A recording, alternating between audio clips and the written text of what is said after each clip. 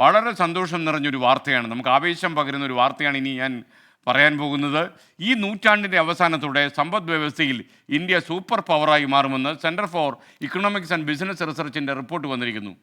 GDP-യിൽ അമേരിക്കയും ചൈനയും കടത്തിവിട്ട് ഇന്ത്യ 2080-ൽ ഒന്നാം സ്ഥാനത്തെത്തും. അപ്പോഴെങ്കിൽ ജീവിച്ചിരിക്കുമെന്നുള്ളതാണ്, അല്ലെങ്കിൽ ഇതൊക്കെ ഒന്ന് കാണാമായിരുന്നു അല്ലേ? ആ റിപ്പോർട്ടിലേക്ക്.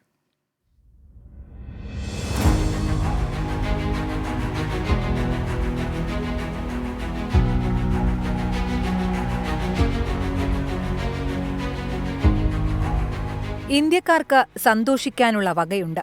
ലോക സമ്പദ് വ്യവസ്ഥയിൽ ഇപ്പോൾ 5-ാം സ്ഥാനത്ത് നിൽക്കുന്ന ഇന്ത്യ 2028-ൽ 4-ാം സ്ഥാനത്തും 2032-ൽ 3-ാം സ്ഥാനത്തും 2080-ൽ 1-ാം സ്ഥാനത്തും എത്തുമെന്നാണ് centre for economics and business റിസർച്ചിന്റെ world economic league table report.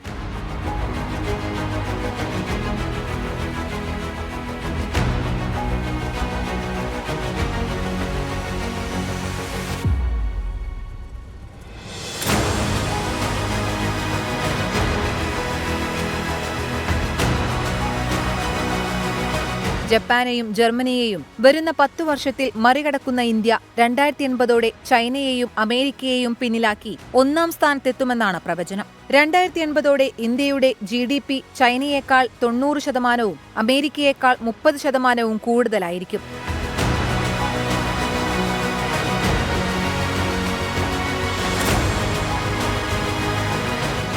ഇന്ത്യയിലെ യുവത, വളർന്നുവരുന്ന മധ്യവർഗം, ചലനാത്മകമായ സംരംഭക മേഖല, ആഗോള സാമ്പത്തിക ഏകോപനം എന്നിവയെല്ലാം നിർണായകമാകുമെന്നാണ് റിപ്പോർട്ട്.